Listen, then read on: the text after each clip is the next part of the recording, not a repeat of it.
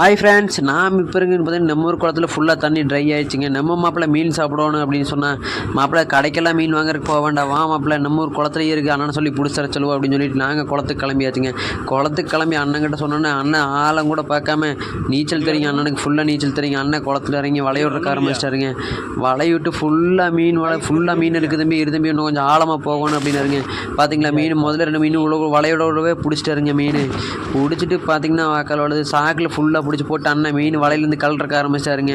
வலையே ஃபுல்லாக மீன் நம்பிடுச்சுங்க. கிட்டத்தட்ட ஒரு 15-20 கிலோ வலையில் மீன் மாட்டிச்சுங்க. இன்றைக்கி பார்த்திங்கன்னா ஃபுல்லாக சமையல் செஞ்சு ஃபுல்லாக சாப்பிட போகிறேங்க. நீங்கள் யாருன்னு எனக்கு தெரியாது, நான் யாருன்னு உங்களுக்கு தெரியாது. மறக்காமல் ஷேர் பண்ணிங்கன்னா, லைக் பண்ணிங்கன்னா, சப்ஸ்கிரைப் பண்ணிங்கன்னா நாமெல்லாம் ஒரே சொந்தக்காராயிருவேங்க. டாட்டா பாய் வரட்டா. அன்னைக்கு பொருளை வலை அது கூட சேர்ந்தது. நானே பொங்கலுக்காரர் எல்லாம் முடிச்சேன். பொருள் வலையில் ஒன்று அப்படித்தான் இருந்தது. 5 ரூபாய்க்கு 5 ரூபாய்க்கு போட்டு கொண்டு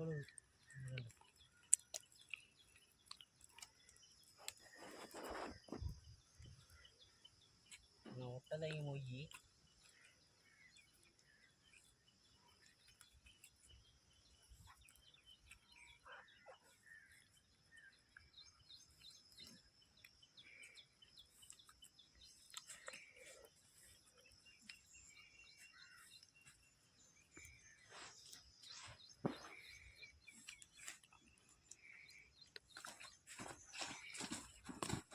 செனிமலையில் இப்படித்தான் ஒரு குட்டி இருக்குது.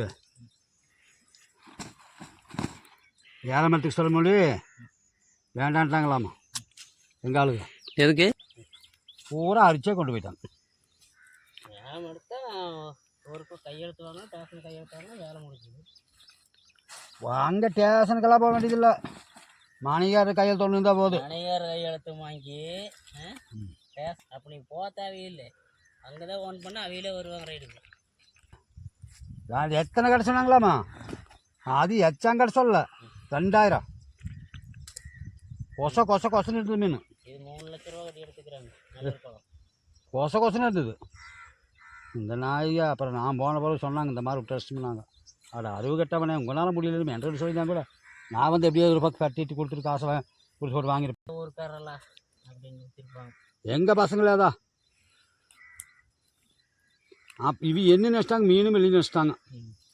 அப்புறம் போய் தூண்டி போட்டால் தூண்டியில் பூரா இதே சைஸ் உழுகிறது.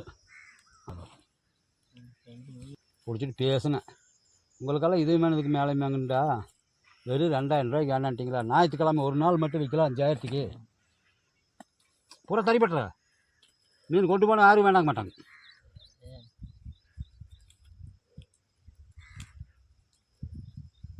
சரி அடுத்தளவு பார்க்குறேன். நான் சொல்லி போட்டேன் பிடிச்சிட்டுனுங்க, நான் யாருக்கும் மட்டும் விட்டுறாதீங்க.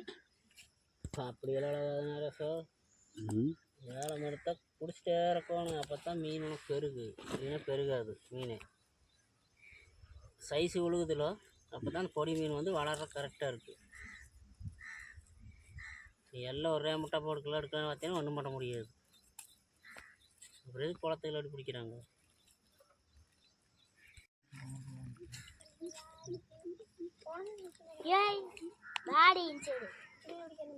இதை பார்த்தா தான் வரமிச்சா